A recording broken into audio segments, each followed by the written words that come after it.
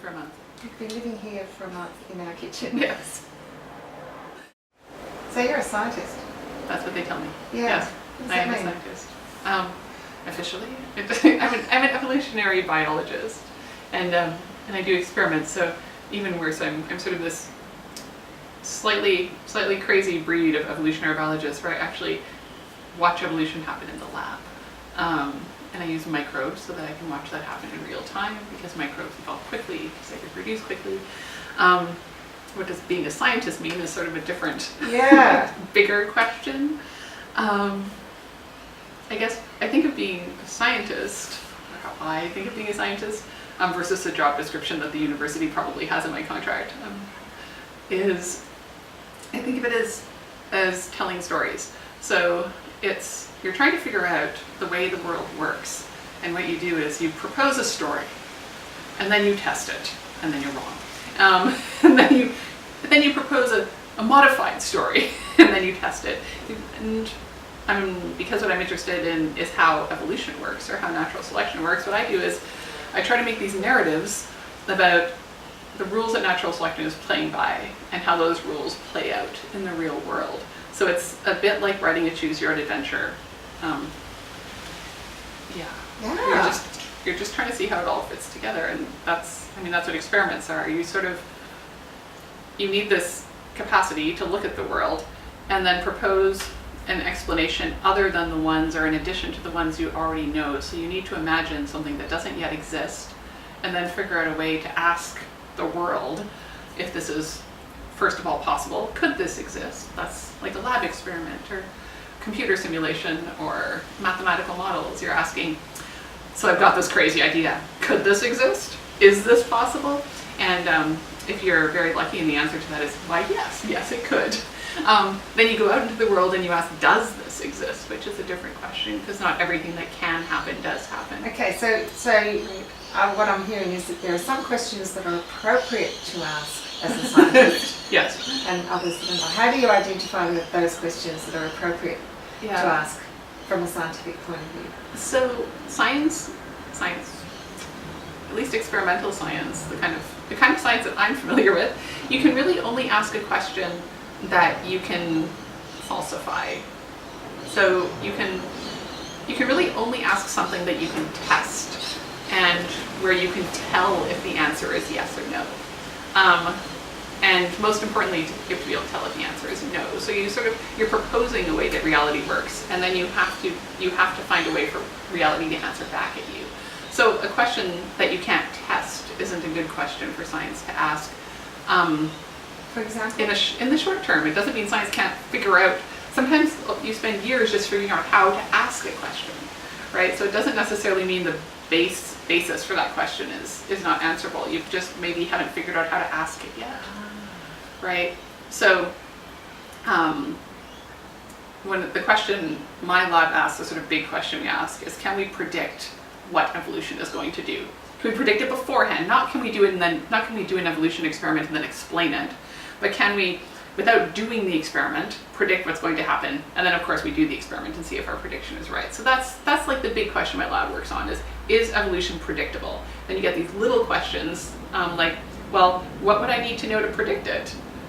What level of uncertainty am I happy with in a prediction? What about evolution am I trying to predict? You can't predict all the things you can't predict everything in perfect detail all the time. So you're saying, well, what bits of evolution do I want to predict, and with what certainty? How often am I willing for this prediction to be right versus wrong?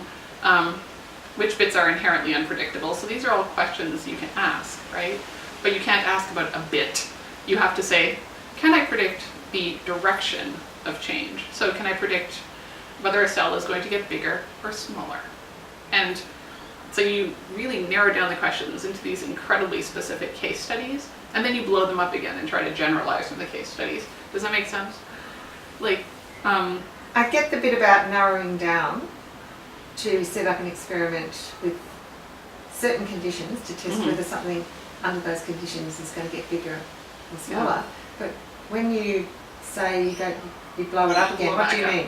So part of that is, so let's say I do an experiment, as I often do, where I take microalgae, these single-celled plants that live in all aquatic environments, And I evolved them under conditions of high CO2 or high temperature. So some conditions that are associated with global change. I'm not trying to mimic global change exactly. That would be impossible. I can't put the ocean in a test tube. But what I can do is I can say, okay, in response to these parts of global change, what do I see? Do I see cells getting bigger? Do I see them photosynthesizing more? Do I see them, for example, changing their strategies? Do they have sex more or less often? Do they clump together? So you start off sort of by doing natural history, which is you just start off by looking, saying, and then you come up with a question. So you haven't done the experiment yet. You've sort of done what we call pilot studies. And this is where you look. You can't answer anything because you haven't asked anything, the pilot study. You're just trying to figure out what to ask. Then you ask your question. You say, okay, if I put these under high CO2, I get transiently with the cells I look at, which is something called Ostriococcus or Chlamydomonas. Those are the two things we've worked with. You put them in high CO2, they eat carbon dioxide. So for them, this is like a buffet of goodness, right? And they get big and they grow fast. And the question I've been asking is, okay, if they get big and grow fast right away, so this is not evolution, does that mean they're going to evolve to be big and fast? And the answer turned out to be no. Actually, they slow back down. And so evolution spends all of its time reversing this initial response. And you're like, okay, so my first hypothesis or my question was, can I use this short-term response to predict evolution? And as so often is the case, evolution said, no, you cannot. Go away. Stop trying to ask that. And you're like, okay. But what we discovered is what we could predict. If we knew how much they responded initially, we could predict how much they would evolve. And the generality of that would be sort of saying, okay, we can't predict what is going to evolve. But if you think about how organisms are now as being the center of a circle, here, and how they're going to be in the future being a distance from that, what I can tell you is how big the circle is. Now that's really important because it means when we look at organisms now, a lot of the things we rely on them for means that we rely on their function being consistent or at least predictable. And what we found out so far is I can tell you how close to how they are now are they likely to be in the future. What I can't tell you is how they're going to be different, right? And so it seems like in some ways it's very disappointing, but in other ways we've learned a great deal. We've learned from these short-term responses, you can get a distance but not a direction. And that's actually better than nothing. So how do you measure the distance in time, or? Yeah, so distance in time is how much evolving they do.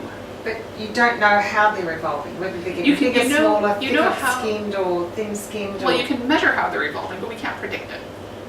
So we can measure it.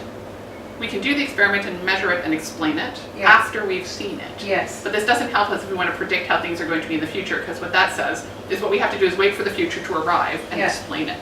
But you can predict that after a certain time there's going to be this distance. I'm just trying to get my head around the idea of distance. Yeah, so it's sort of like saying, I can't tell you whether, it's like if you put a plant on the table, you say go away for a month, when you come back the plant will be 20% different. So that means it might be 20% bigger, it might be 20% smaller. I can't tell you if your plant is going to get bigger or smaller. Okay. But I can tell you when you come back it will not be the same. I see.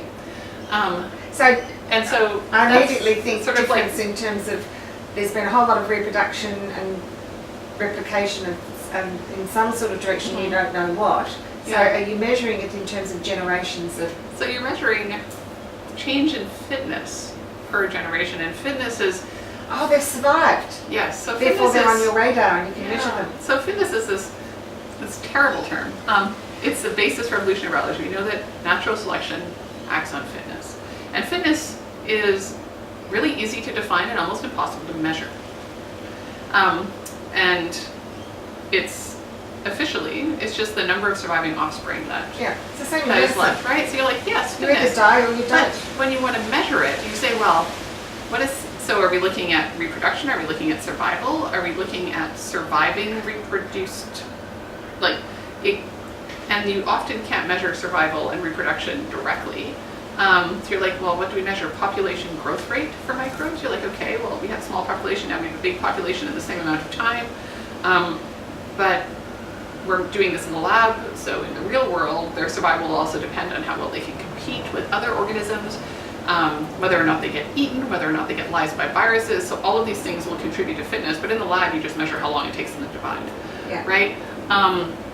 So you come up with an experiment. This is the fun of doing stuff in the lab. You say, okay, in the real world, it's really hard for me to figure out what I should measure to measure fitness, because maybe you can't measure viral lysis in the ocean, or maybe you can't measure grazing in the ocean, in these microbes. But in the lab, you can set up an experiment where all you're asking them to do is grow fast.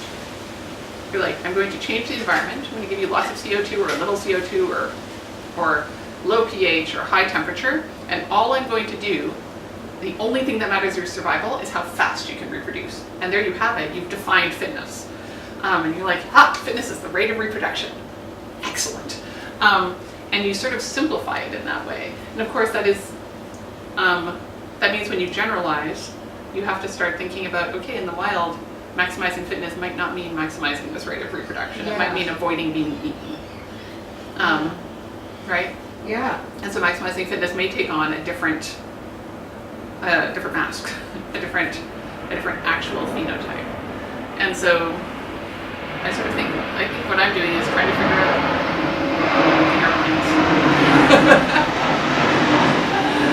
trying to figure out the rules that natural selection plays by.